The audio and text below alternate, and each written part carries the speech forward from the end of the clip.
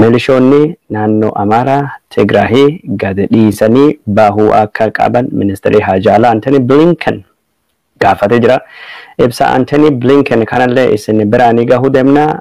Itoophiyaan naannoo Tigraahii keessatti sanyii Tigraahii haxaawaa jirti. Naannoo san keessa ethnic cleansing irra jirti ka jedhu gabaasii Washington New York Times dhifama. New York Times barreesse sunis falmii guddaa kaasee jira. Kukkunni odeeffannoo kenna kasaati kana ka irrattu xiyyeeffannu keessa kana walitti qabatee oduu hedduu isin biraanii gahuu deemna. Daawwattoota keenya jaallatamoo fi kabajamoo warri nu daawwachuu dhuftanii ka dhiyoo fi fagoo irraa dhuftanii waan nu daawwattanii fi hedduu isinii galateeffannaa. Sagantaa kana karaa YouTubetiin jirra, maamila nu godhadha. Karaa Facebookitiin jirra, chilleen hordofa, subscribe nu godha jechuu kiyya. Amma gara odeeffannoo guyyaa hardhaati fi qopheeffannetu dabarra. Xiyyeeffannaan odeeffannoo hardhaatiin haala hidhamtoota siyaasaa Oromoo kalagannaa warra guyyaa 30 takka ji'a tokkoo fi guyyaa tokko sa'aatii muraasan dubattuu ammoo akka raga kennattis guyyaa 32 kaseenu irrattu xiyyeeffannaa Jawaar Muhammad, Baqqalaa Garbaa, Hamza Booranaati fi akkasumas Dajanee Xaafaa lagannaa nyaatatiin guyyaa 32 gayanii jiranii.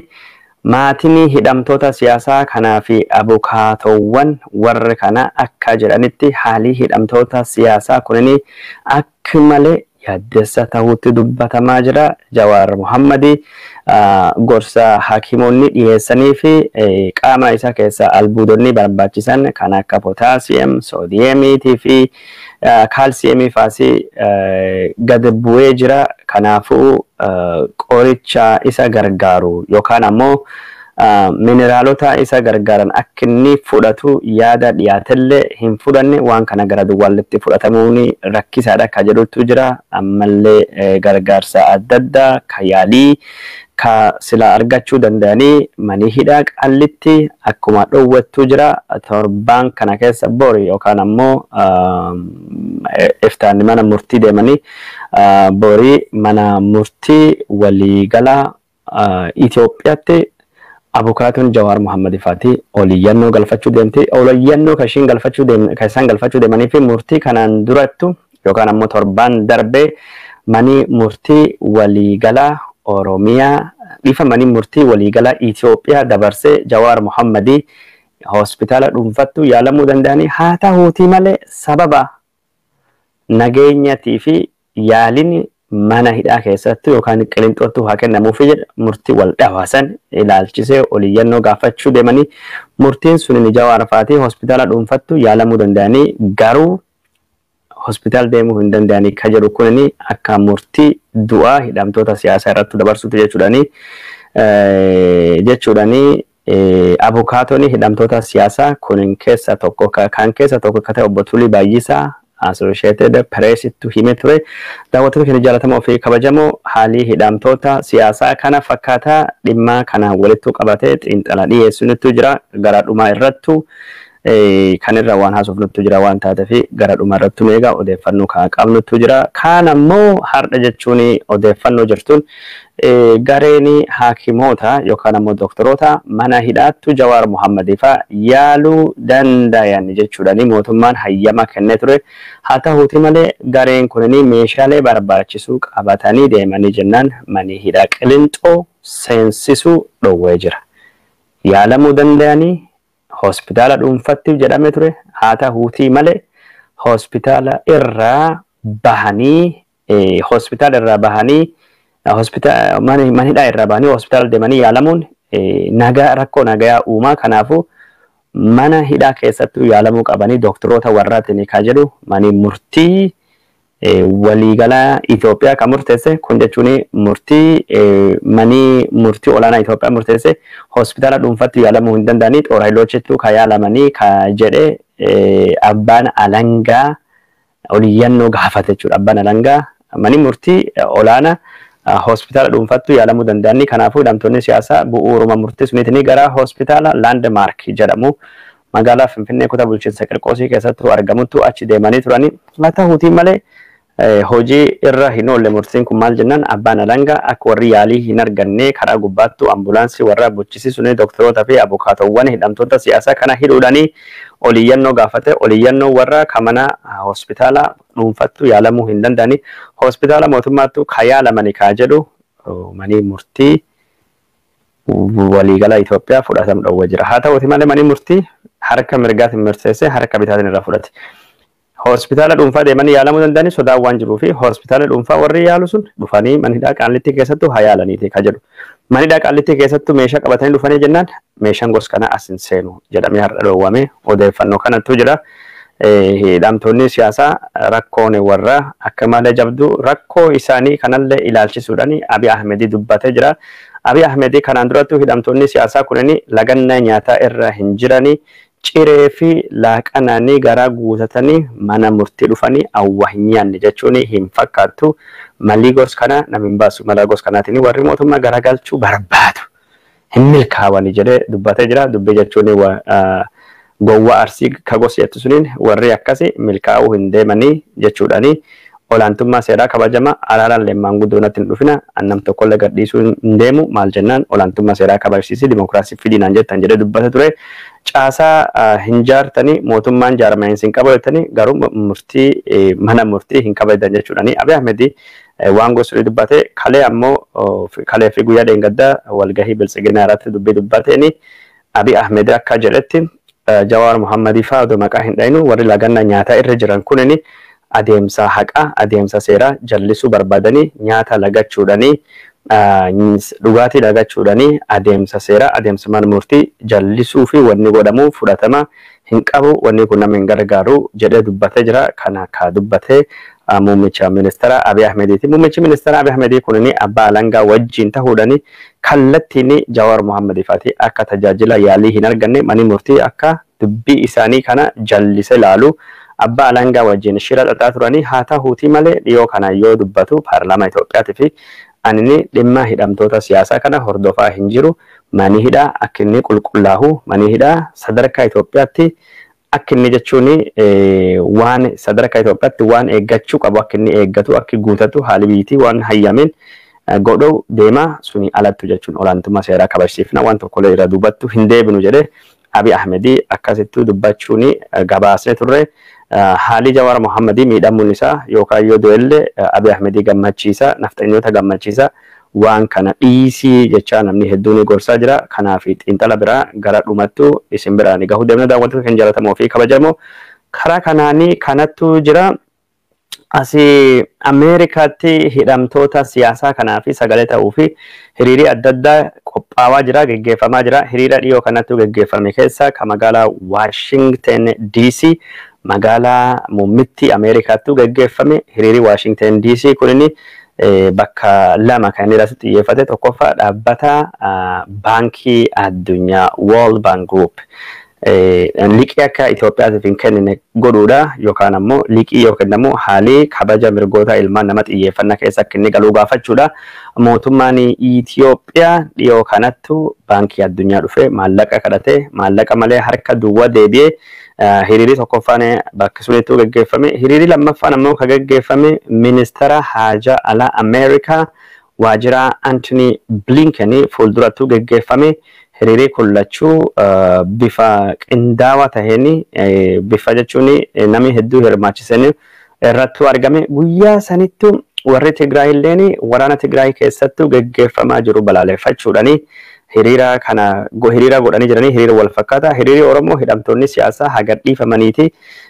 Abiy Ahmed waraana Oromiyaa irratti bane haadhaa butti nafxanyaan nu hin bulchitu Oromiyaan bilisummaa barbaaddi Oromiyaan hiroo ofii of murteeffachuu haa kennamuufi gaafilee jedhu gaafilee akkasii kan dhiyeessanii ka warra Tigraay ammoo waraanni Tigraay haa dhaabbatuti gargaarsi namooma haa dhiyaatuti nafxanya jalatti hin bullu ka jedhu yeroo Oromoon baankii addunyaa irraa gara ministeera haajaa alaa Ameerikaa deemtu Tigraay ammoo ministeera haajaa alaa Ameerikaa irraa gara jechuun baankii addunyaa dhufanii wal dayanii yookaan karaa irratti walitti dhufanii hiriirii lamaanuu wal faana yookaan ammoo wal bira bahee darbee yeroo sanittu haamilee nama ka'achi ture gammachuun nama ka'achi ture mirqaanii achi ture muudin yeroo sanittu mul'ate waan akka malee ajaa'ibaati warri Tigraahii kanaan dura jechuun yoo Oromoon hiriira baatu Oromoo jechuun itti koflaa qishna itti godha gooyyeessaa turanii har'a immoo akkasii miti alaabaa Oromoo qabatanii Oromoon jechuun dhugaa kinni qabu dhugaa galchanii fi jiranii warri Oromoolleen ammoo ka Tigraahii warri bulchaa ture Hiwwahat irratti hiriira bahee balaaleffachaa ture agaazii balaaleffatu warri Tigraahii hiriira isaan bayan sun irrattu Oromoon deeggarsa ibsitee fi jirti wanni asirra baratamu maali Oromoon kan inni qabsaawaa jiru fi yookaan kan inni qabsaawaa tureef sirna wal dhaba malee ummata Tigraayitiin waliin dhabe Oromoon gara bal'ataadha warra Hiwwahatii kaleen jibba Tigraahii warra suni wal dhabe aangoo irra buuse Maqaleetti galche garuu ummati Tigraayitii fi ummati Oromoo waliin dhabne ummati Tigraayitii fi ummati Oromoo guma waliin barbaadu kan wal barbaadu ummati jechuun hoggansi gubbaa jiru hoggansi Oromoo miidhee jira hoggansi Oromoo jeessa jira hoggansi Oromoo cunqursee jira in balaaleffata garuu yoo ummata Tigraay irrattu dabii dhaqqabu yoo ummata Tigraay irrattu rakkoon dhaqqabdu Oromoon namuma kamiyyuu Oromoon miiri namuma isa Oromoon jechuun marartiin inni qabu Oromoon jechuun kaayoon kabaja mirga ilmaan namaati kan inni qabu hagamtuu akka inni guddaa ta'e arganii turani anumata kiyyattu bakka sunittuu argame warri Tigraay kullee waan arganiin guddoo ajaa'ibamanii waan arganiin jechuun guddoo dinqisiifamanii namni hedduun aadaa Oromoon akkasii gara bal'aadha Oromoon ummata gos kanaati jechuudhani Oromoon araarama ummata gara bal'aa ta'uu hubatanii jirani karaa mootummaatiin ammoo kuno juntaa fi girrisa waliin bahee jirani qoosaa godhaa turani Oromoon nama haqa qabu sheexanallee waqa qabatu waliin baa jechuun sun rakkoo waan takka hin qabu mootummaan girrisa jechuu malee silaa waan biraa waan inni jedhu hin jiru hiriirii sun jechuun Oromoo fi Tigreen achitti waliin mul'achuun sunini warra kana guddoo rifachiisee fakkaata Oromoon hiriira gos kana godhu akka itti fufu ka dubbatamaa jiru qindoominaanii sabaa fi sablammii adda addaa warri hiriira bahuu barbaadu waliin akka inni bahu hiriirii gos kana akka inni deemuu qabu hiriirii gos kana akka inni jabaachuu qabu ka agarsiisu odoo sila jechuun milaala namni Hiwwahatii jalatti miidhame ka akka Oromoo hin jiru garuu ka akka Oromoo sabaa fi sablammii keessatti Tigraay dubbata akka hin jiru namni junta jalatti miidhame warri junta mootummaan jedhuun kan akka Oromoo hin jiru kan akka Oromoo ammoo gara bal'atee warra mararfatu hin jiru yeroo ammaan tanatti ummata haqi qabu ummata dhugaa qabu malee nam cunqursuu hin barbaadu mirgi nama darbee sarbuu hin barbaadu haqisa kadhabe barbaada kun waan jajjabeeffamuu qabu dhiyoo kanattu aktivistiin Tigraay tokkolleen ummati Itoophiyaa keessa haqaa fi qabsaa'u ummata Oromoo jedhee dubbachuu isaa gabaasee ture Alula Salamooni Tigraay Miidiyaa Haawusii hooggana jechuudha yeroo ammaan tana qindoominii gos kana dhalachuun gaariidha maal jennaan Tigraay ammaa tanattu cabxee jirti diinii guddaan qabsoo Oromoo nafxanyoota humni naannoo Amaaraa maadheeffatee magaalota Oromiyaa maadheeffatee ka'u humni kanammoo ka jechuun kanaan durallee qabee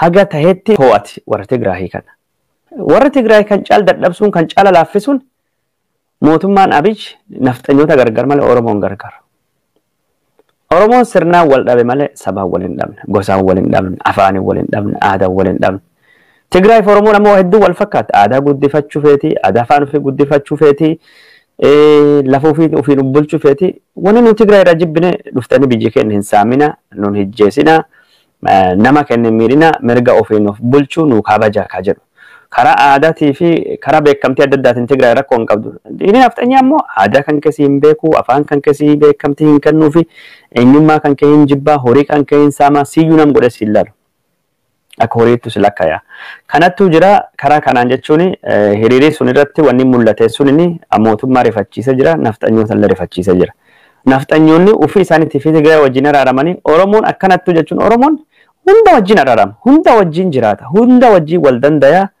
ani jechuun warra dippiloomaatota iyyuu kan haasan irra dhagahee jira tokkummaan gos kana kan mul'ate kun inni Itoophiyaa keessa jechuun yoo national dialogue illee jiraate jechuun mariin biyyaalessa yoo jiraate Oromoon utubaa waan suni ta'uu akka danda'u haalii gos kana ummati Itoophiyaa walii araarama ummati Itoophiyaa waan kalee keessa bahee darbee hegeree fi waan ammaan irratti hojjechuu danda'a ka jedhu abdiitu jira jechuudhani isaanii dubbatan dhagahee jira hiriiri kalee achittuu gaggeeffame suni guyyaa dheengaddaa White House durattuu gaggeeffame suni xalayaa ministeera haajaa ala Ameerikaattu galfatanii jiranii xalayaa sunillee haala hidhamtoota siyaasaa kunini hidhamtoonni siyaasaa dhimmi warra dhimma namooma gargaarsa namoomaa ta'ee jira mootummaan Ameerikaa xiyyeeffannaa kennee kan nuuf hidhamtoonni kun akka isaanii gadhiifamanii mootummaa Itoophiyaa irratti dhiibbaa godhu gaafii jalqaba kan inni gaafatu gaafiin cimaan suni walumaa galatti dirreen siyaasaa dhiphachuu fi Itoophiyaa keessatti yeroo ammaa rakkoon hammaachuullee kanallee dubbata achiin boodatti guyyaa lammaffaa gurraandhala 26 bara 2021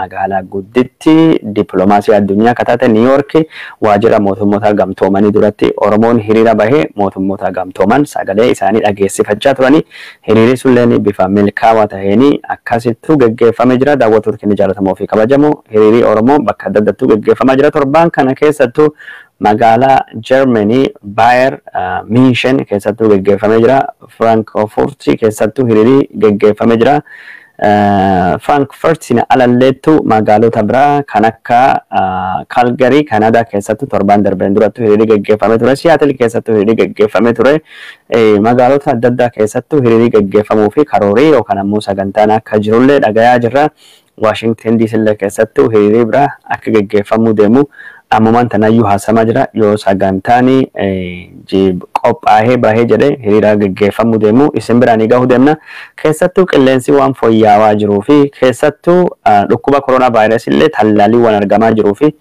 ammallee hidhamtoonni siyaasaa Oromoo haalii warra yaaddessa waan ta'eef dippiloomaasiidhaan dhiibba mootummaa irratti godhuu qabnu karaa hiriiratti fi karaa mormii kanaanii cimsuu qabna asittuu gartee sochiin adda addaa godhamtee jennaan Ilhaan Umar Faatii dubbatanii Ilhaan Umar jechuun nama Koongireesii Ameerikaa keessatti bakka guddaa qabdu itti aantu itti gaafatamtu dhimma koomitii hariiroo addunyaa ka Koongireesii Ameerikaati Ilhaan Umar as Minnesota irraa isillee waan Jawaar Mohammadi fa'a akka malee akka yaaddessa taate dubbatte haadha warra Jawaar Mohammadi Arfaasee Gammadaatiin wal arguulee dubbattee jirti. Koongireesonni Ameerikaa senatoroonni Ameerikaa kan akka jechuun Bob Mendes waa'ee Jawaar Mohammadiitii fi hidhamtoota siyaasaa barreessanii jiranii itti gaafatama jechuun itti gaafatama koree hariiroo biyya alaa ka senetii ka Koongireesii Ameerikaa Bob Mendes kanadha. Bob Mendes senator Bob Mendes nama kan jechuudha.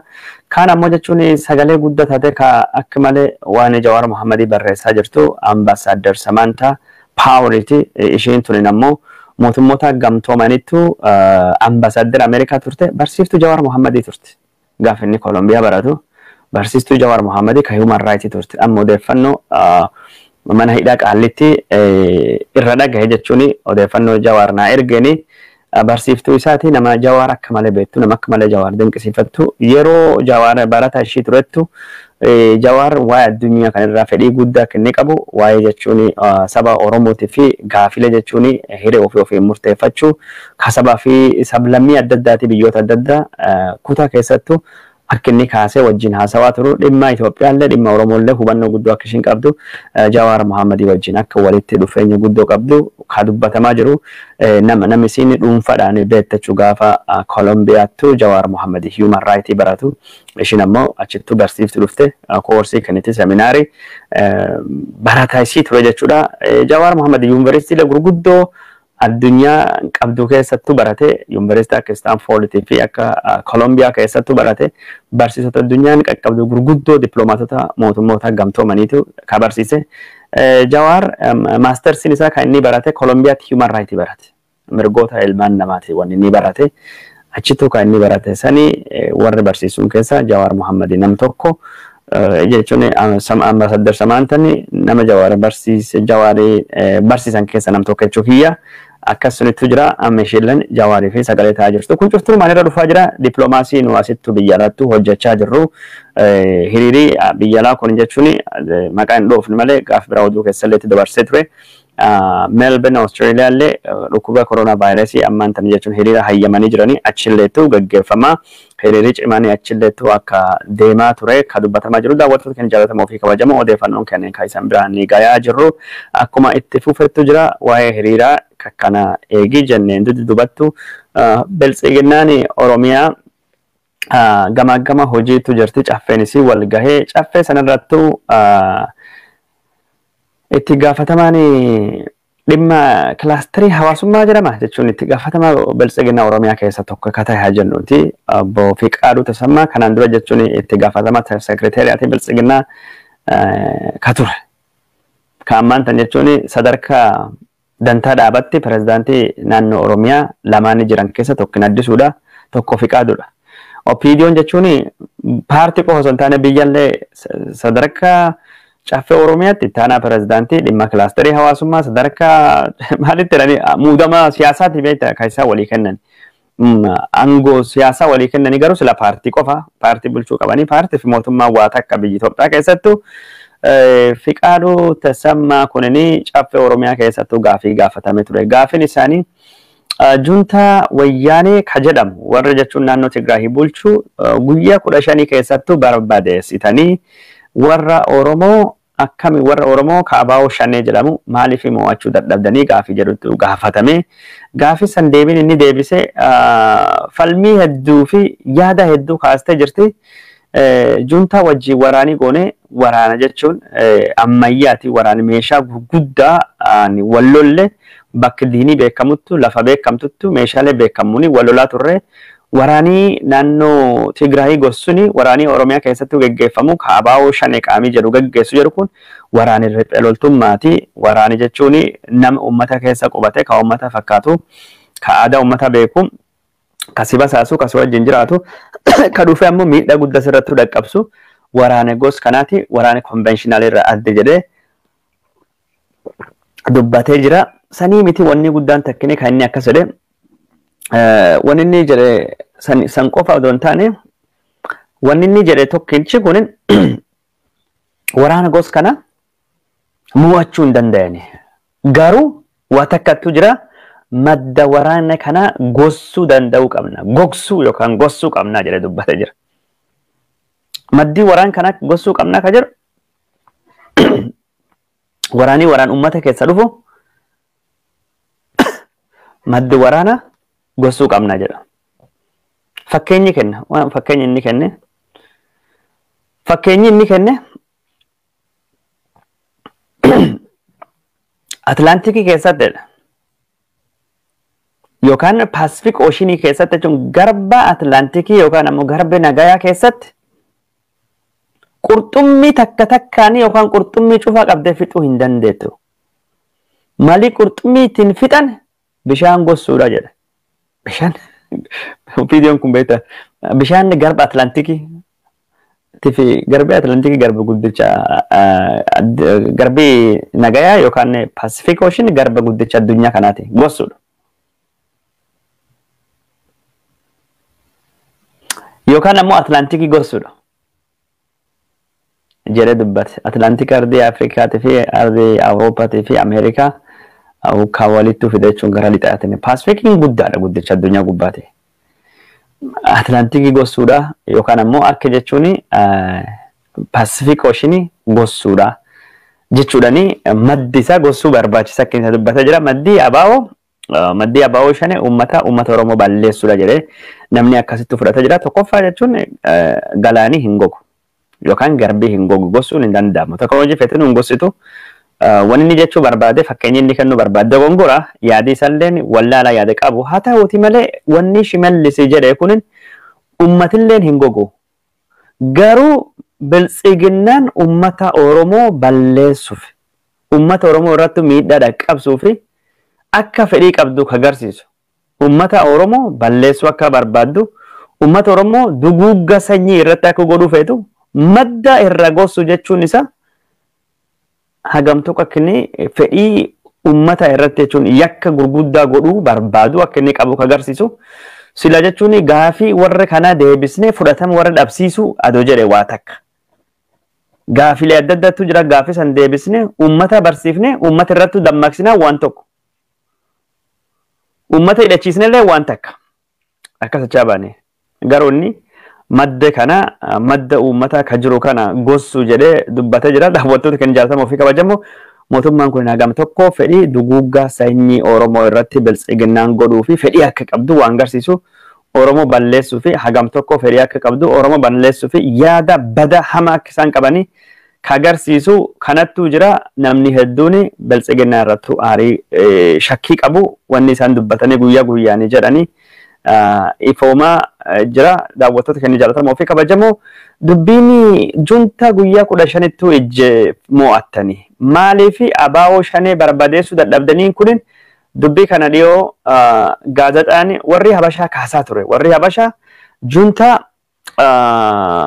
raadarii qaba rookeetti qaba misaayilii qaba taankii qaba guyyaa 15tti balleessanii abaa'oo shanee fi riphee loltoota saba gumuzi loltoota gumuzi ka Benishangul gumuzi godina Matakalii keessatti nam fixaa jiran maaliif mo'achuu dadhabdanii gaafii jedhu gaafachaa turanii junta mo'attanii barbadeessanii maaliif warra kan dadhabdanii ka jedhu gaafatame ture gaafii sanii fi biltsiginnoonni yaada adda kennaa turanii biltsiginnaan Oromiyaa gaafii kan gaafatame yeroo hedduu isaanii jechuun guggufatanii deebisuu dadhaban argame ture garuu dhaabbanni pireesii Itoophiyaa ka Daani'eel Kibrati hogganu gaafii kana hoggana waraana Itoophiyaa Biraanuu Juullaa Galalchaa Birgaadeer Jeneraal Biraanuu Juullaa Galalchaa gaafatame ture Biraanuu Juullaa Galalchaa deebii gosa namichi kun amma deebisee kana wal fakkaatu kenne Benishangul Gumuz keessatti loli godhamu lola Tigraay irraa adda ka Tigraay lola diina beekamu bakki beekamu meeshaa gurguddaanii warra kutanii wal lolanii lola conventional lola ammayyaa yoo taatu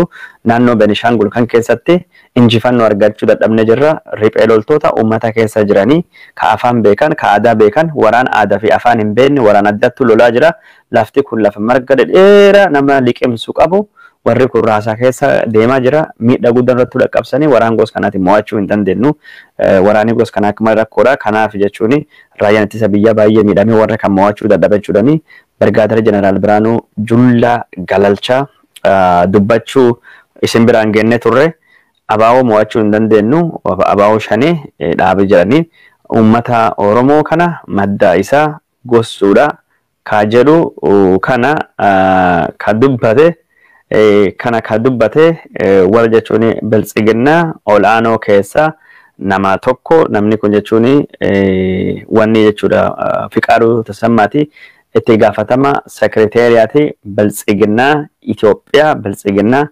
Oromiyaa ka ture viidiyoo inni dubbate sani viidiyoo inni dubbate suni asin jira afaan Ingilish illeetu Waggaarii Raggaasaa gaazexeessanii Keelloo Miidiyaa deebisee jira wanni viidiyoon deebisanii mee akkisin dhageeffatanii gaafii keessan irratti tokko tokko akkan argetti juntaa guyyaa 15 keessatti mo'attanii dhuguma abaa'oo shanee maaliif dadhabdanii humna dadhabdaniiti moo humna waan hin qabaanneef moo maal inni kan jedhus ka'ee jira jechaadha. Conventional war kan ta'ee fi riphee lolaa kan jedhamu kun garaagarummaa mataa isaa danda'e qaba.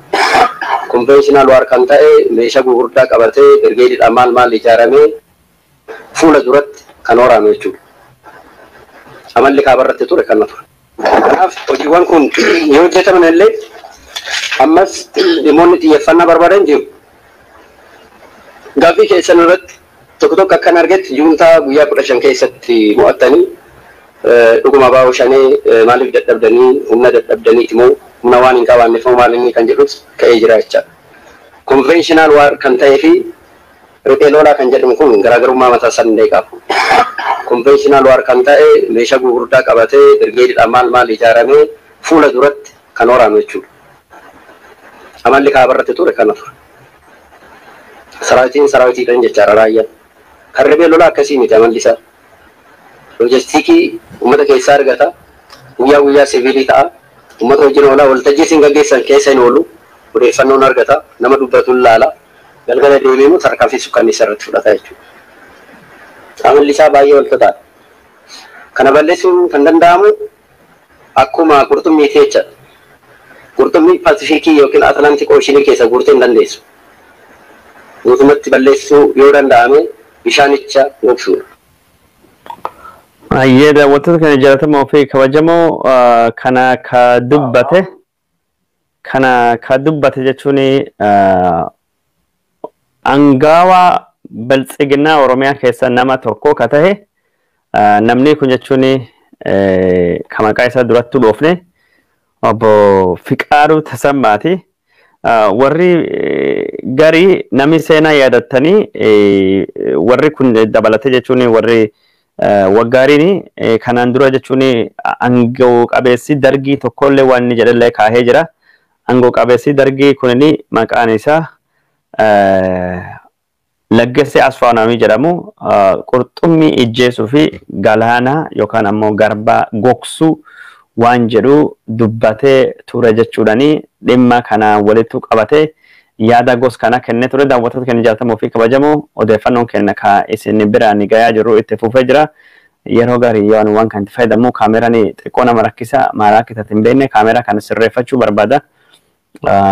Mee kaameraan kunini maaliif jechuun callisee audio in qaba sagalee dhagaa jirtanii kaameraan jechuun viidiyoo tu deebisuu fi yeroo gaarii viidiyoo attabachiistu achumaan kaameraan callisaa narraa garuu hin deemina isinii gad.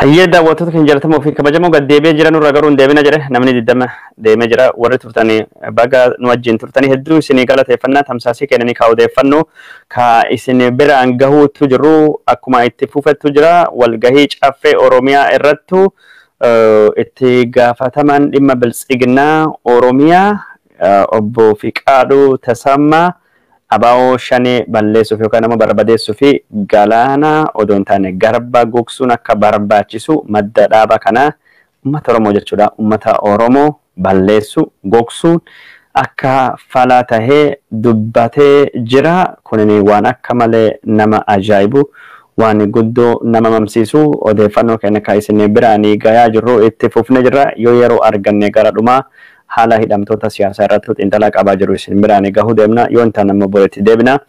Amma jechuun duubatti waan isin argitan kunini torbaanii kunini dippiloomaasii mootummaa Itoophiyaatii fi kufaatii guddaadha. Sababni inni kufaatii guddaa tahee fi odeeffannoo adda addaa Itoophiyaa irraa dhufaa jirtudha.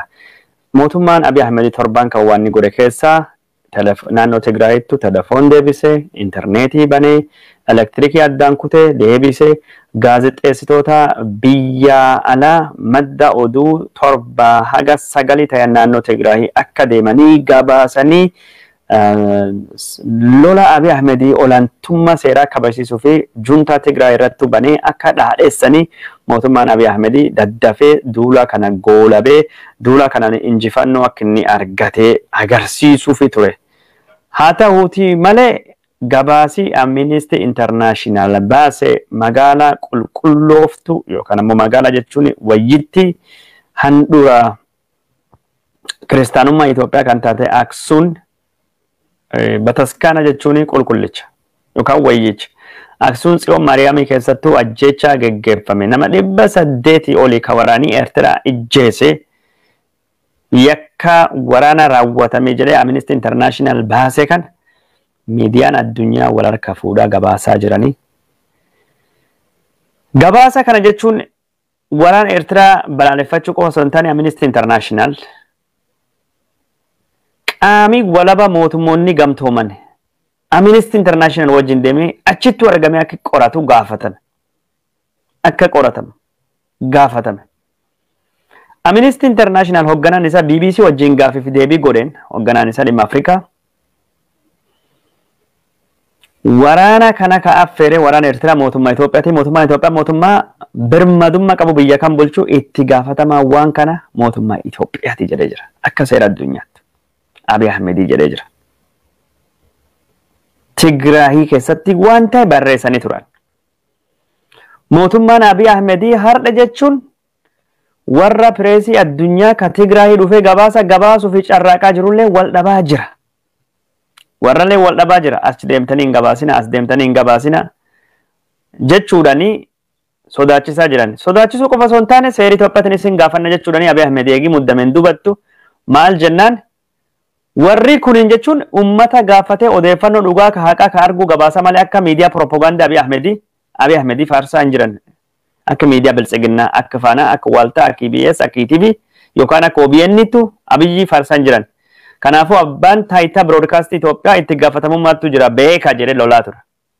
Beekaa jedhee lolaa ture. Waan icciitii jechuun naannoo Tigraay keessattuu ta'ee yakka addunyaan beekuu qabdu golgoleessa hedduu qabatanii barreessaa jiran gaazexoonni addunyaa eegee Amnesty International gabaasa isaa baasen duubattu. Yoo isin agartanii wanni anar duuba godhe kunini nama jechuun waan kan godhe hedduu galateeffachuu barbaada. Nama takkattuu suuraa kana akkasitti walitti fidee baasee anillee jechuun xiqqoo bifa jijjiiree suuraa lama sadii walitti maxxansee suuraa namni sun hojjete irra kaasee backgroundii godhadhe.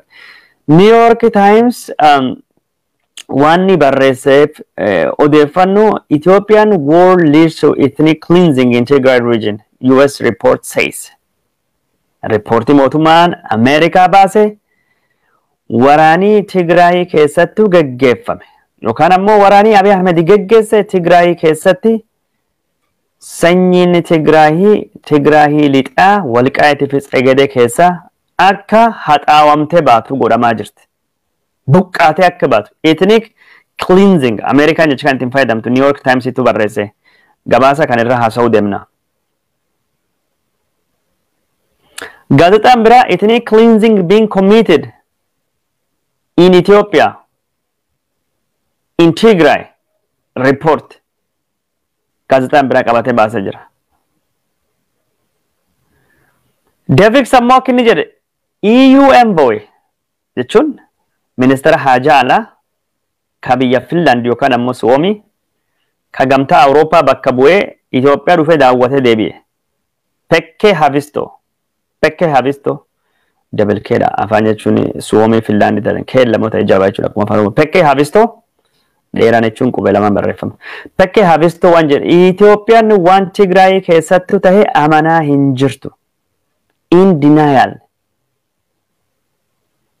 Karaa bitaatiin kan barreeffamu EU envoy says Ethiopia in denial over Tigray. Waan Tigraay keessattuu ta'aa jiru Itoophiyaan mormachaa jirti.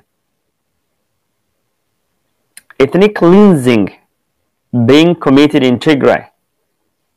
Kun gaazexaa biraatu jira.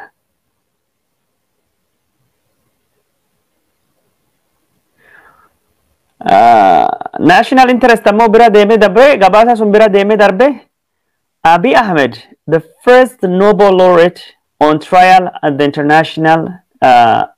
International Criminal Court, badhaafama Nobel nagaya ka yakka dhaddachi yakka addunyaatti fi dhaabbatu ka jalqaba ta'uu danda'a jedhe Abiy gaafata. Abiy Ahmed badhaafama Nobel nagaya argate nama jechuun dhaddachi yakka addunyaa dhaabbatu ka jalqaba ta'uu deema.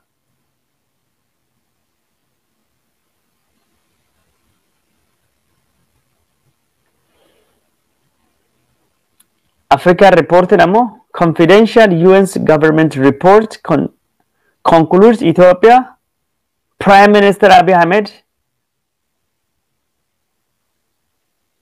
eegme asirraachuun bakki inni dubbifamu guutuu ilaalee isin dubbisee isinitti hima. Warri Afrikaa kun kan isaan jedhanii akka isaan itti gabaasaa jiranii adda kan isaan jedhanillee isinii haa dubbisuuti. Maal jennaan waan addunyaan torbaanii kunini torbaan addunyaan Abiy Ahmedittu kaatee jirtu.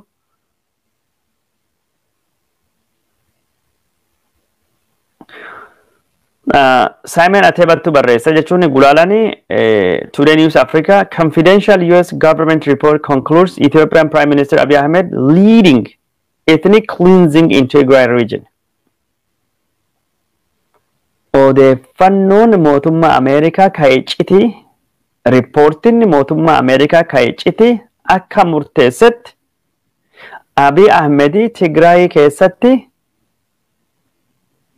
sanyii Tigraay yookaan ammoo saba Tigraay irrattu yakka sanyii haxaawuu yookaan ammoo duguuguu irrattu hirmaatee jira. Duguuguun jechuun genocide fakkaata. Jechuun ethnic cleansing jechuun cleanse akkuma mana qulqulleessitu saba tokko naannoo tokko keessa qulqulleessitee baasu jechuudha. Saba Tigraay ofirra dhiibanii baasanii to cleanse ethnic Tigrayans and homogenize jedha.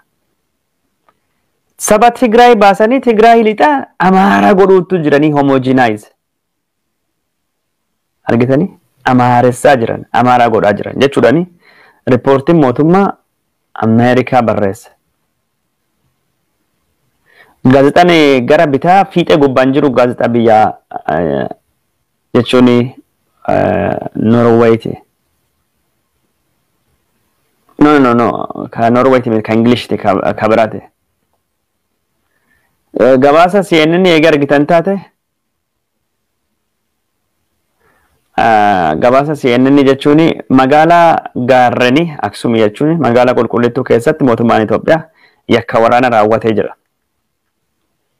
Pireesii addunyaa mootummaa Abiy Ahmed irrattuu ka'ee jira. Abiy Ahmed dippiloomaasiin isaa akka malee salphatee jira. Salphachuu miti har'a miidiyaan addunyaa kana cuftunuyyuu akkuma isin agartan kana wal harka fuudhee wal jala fuudhee dhimma ajjeecha naannoo Tigraay keessattuu geggeeffame badii waraanii Itoophiyaa dhaqqabsee kabaasaa jira.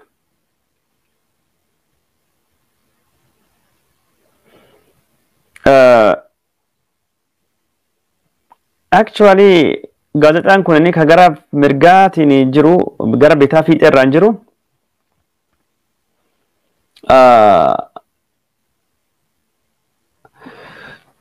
Ethiopian Army commits genocide jedha.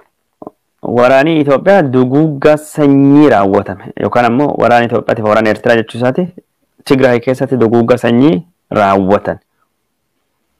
CNN jechuun massacre in the mountains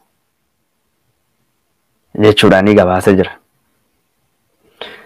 Mail gaazexaan biyya Ingilizii mass grave holding hundreds of bodies from Ethiopia massacre at ancient town that is home to the Ark of the Covenant. Awwaalii dimshaashaa kareeffanama dhibba hedduu qabu murruqi magaalaa qulqullitti taabota Mooses yookaan Musee qabdu keessattuu ta'e jechuudhaanis Daily Mail barreessa.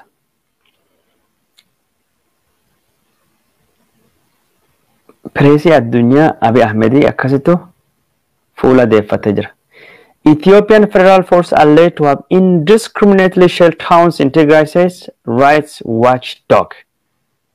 Warri gara jechuun Ethiopian Federal Force Eertiraan hin jirtu jedhanii waan mootummaa Itoophiyaa haalee fi ajjeecha raawwate Ethiopian Federal Force jedhanii barreessaa jiran. Amnesty International illee Eertiraan raawwate, sheexanii raawwate, abbaan fedhu raawwate, mootummaan Itoophiyaa mootummaa birmadummaa qabu yoo birmadummaa inni kabajsiifne mootummaan biyya ala dhufe waan ta'uuf biyyi san keessatti hundaayyuu itti gaafatamaan mootummaa Itoophiyaati jechuudhaani akkasittu barreessaa jiranii waan goos kanattu jira daawwattoota keenya jalatamoo fi kabajamoo wanni nama ajaa'ibu keessa takkin jechuun okay Afrikaan gaazexaan Afrikaa gabaas kan Abiy Ahmed the first Nobel laureate on trial at the International Criminal Court jedha gaafate. Is Abiy Ahmed going to be the first? Abiy Ahmed mana murtii addunyaa dhaabbachuu deema. Mana murtii yakka addunyaa dhaddachi yakka addunyaa dhaabbachuu deema. Yoo Abiy Ahmed dhaddachi yakka addunyaa dhaabbate nama Noobelii argate ka jalqaba ka yakka addunyaa dhaabbate jechuudha. Salphinni agas gawar pireesii addunyaa yoo namirrattuu ka namirrattuu duula. Abiy Ahmed kanaan dura Sputnik gaazexaan jedhamu gaazexaa biyya abbaa irree biyya Raashiyaa maraata Noobelii hate. Maraata Noobelii hatee jedhee ka barreesse takkin barreessee isin biratti isin oduu godhe isin dhiyeessa ture. Namicha Noobelii maqaa balleessee ka jedhu gaazexaan tokko jechuun Aftenposten gaazexaa jechuun biyya Norway yookaan ammoo Norgeeti. Argitanii jirtanii torbaan kana dippiloomaasii Abiyyiitii fi salphina guddaa dippiloomaasiin Abiy akka malee mataan finqilloo dhawatee laf gasseenee jira. Hiriira mormii biyya alaa kanaaf cimsinee itti fufuu danda'uu qabna. Addunyaan yeroo ammaan tana xiyyeeffannaa Itoophiyaa fi kenna jira. Abiy Ahmed kan akkas godha baankiin addunyaa maallaqa liqeessuu fi hin deemu. Dhaabbanni maallaqa addunyaa horii kennuu fi hin deemu. Mootummaan Ameerikaa kennuu fi hin deemu. Gamtaan Awurooppaa Urplaanen ka jedhamtu jechuun itti gaafatamtuun dhimmi kana ministeerii maallaqa biyya Suomii yookaan ammoo Finland gamtaa Awurooppaa bakka bu'uudhaan dhiyoo kana haasaa gooten gamtaan Awurooppaa bakka nagara ura dururru takka dumbulloo tokko mootummaa Itoophiyaatiif liqeessuu hin deemu yookaan kennuu hin deemu. Gargaarsa bajetii kan kennuuf yaanne miliyoona 127 yuuroo irraa qabne jirra. Gargaarsa haga bara 2027 hin kenninu ta'uu deema. Akka wanni nu godhu jiru kun dhiibbaa qabaatuuf gamtaan Awurooppaa Ameerikaa wajjin, Kanaadaa wajjin, Awustiraaliyaa wajjin, Ingiliiza wajjin ta'ee qindoome mootummaa Itoophiyaa irratti dhiibbaa godhuu qabna ka jettu Orplaanen ka dubbatte. Orplaanen jechuun yaada kana jechuun koomishiinarii gamtaa Awurooppaatiif dhiyeessite Joseph Borrell. Joseph Borrell ajjeecha Tigraay keessattuu ta'e ilaalchisuudhaan ibsa baasee jira. Ajjeechaan gosa kanaa kun haala walaba ta'een akka inni qoratamu. Yakkamtoonni akka murtiif dhiyaatan. Tigraay keessatti waraanni akka dhaabbatu. Mariin hunda hammachiisaa akka geggeeffamu. Akkasumas gargaarsi namummaa daangaa tokko malee akka uummata barbaadu dhaqqabu gaafachuudhaani Joseph Borrell ibsa baasee jira. Inistituutiin Nagaa Ameerikaa waan kan balaaleffatee jira. Inistituutiin Nagaa Ameerikaa waan kana balaaleffatee ibsa baasee jira. Marii hunda hammachiisutu barbaachisa jechuudhaan dubbatee jira.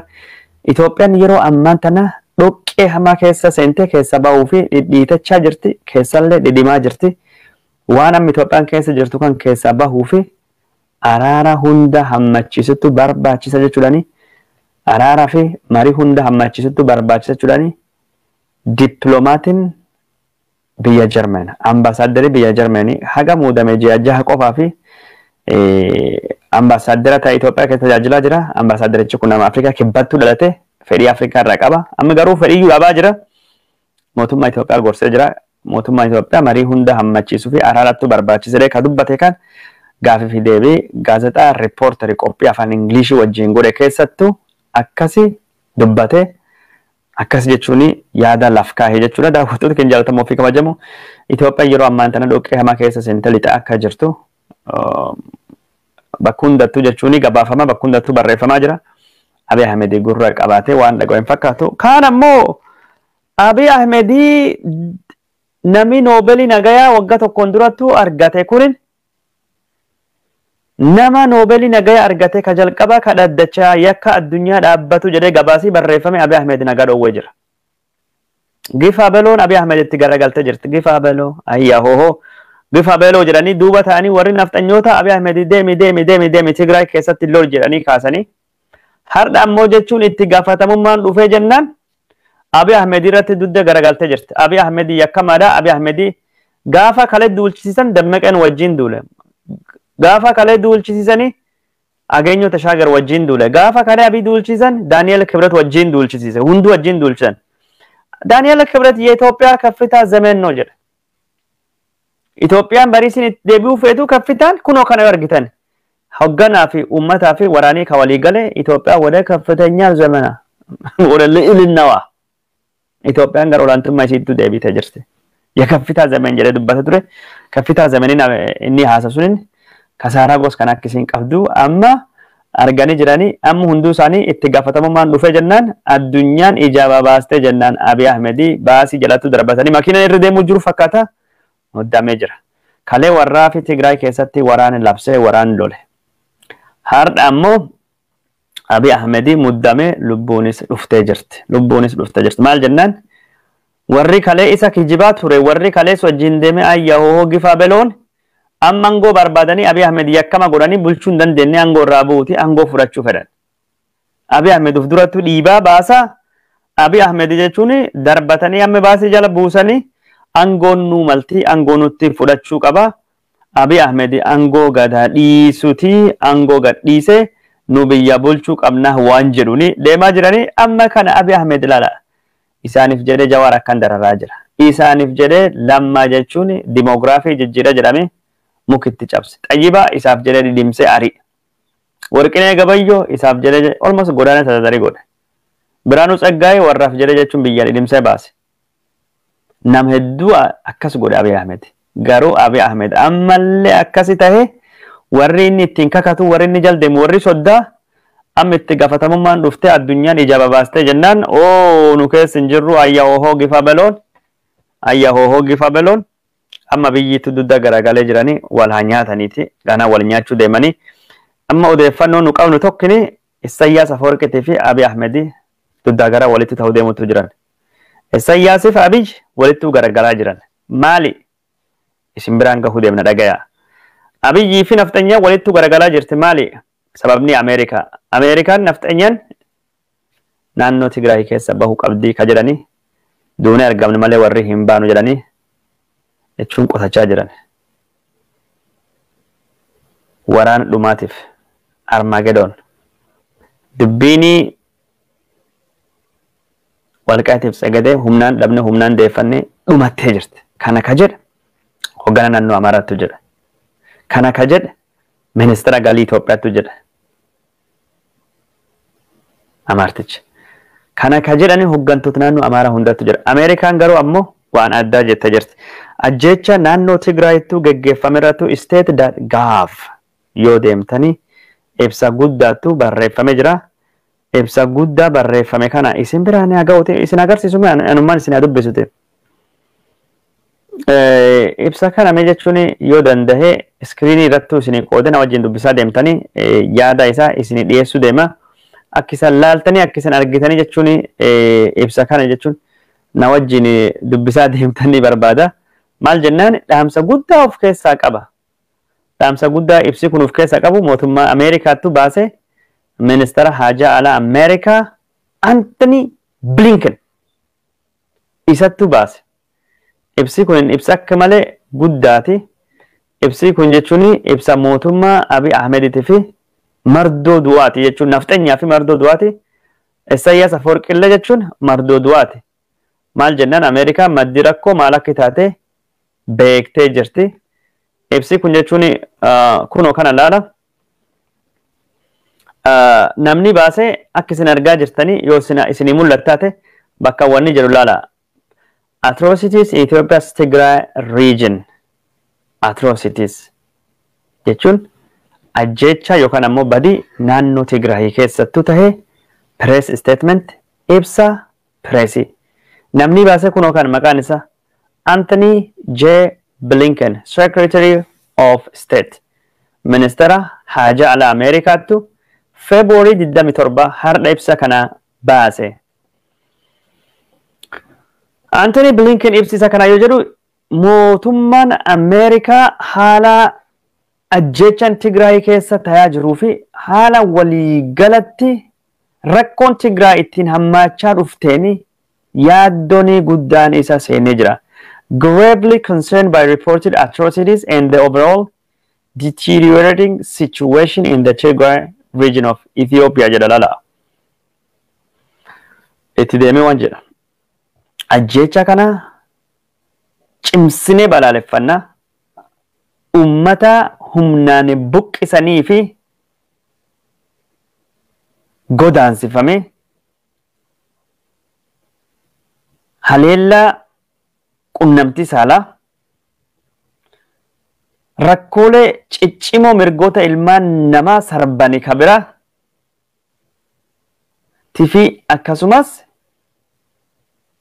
yakkii sarbamiinsa mirgoota namaa qaama adda addaatiin dhaabbilee adda addaatiin Tigraay keessattuu gabaafamee jiru kanaan mootummaan Ameerikaa akka malee yaaddaa jedha. Haalii gargaarsa namoomaa hammaachaa dhufuun guddoo nu yaaddessaa jedha.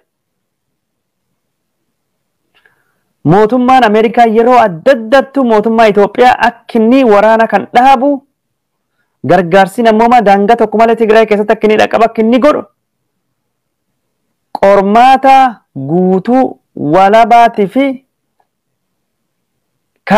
sadarkaa addunyaa eeggate ka qaamii addunyaa geggeessu haala jechuun qabiyyee mirgoota ilmaan namaatii fi sarbamiinsa mirgoota ilmaan namaatii fi ajjeecha adda addaa ka gabaafame akka inni godhamu mootummaa Itoophiyaa gorsine jirra. Akka warri yakka kan raawwate adabbii argatullee mootummaa Itoophiyaa gorsine jirra.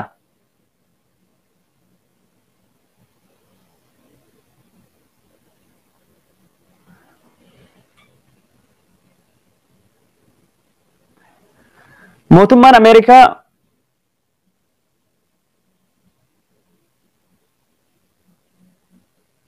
waan inni ibse keessattuu murtii jechuun gurraandhala 26 mootummaan Abiy Ahmed dabarse.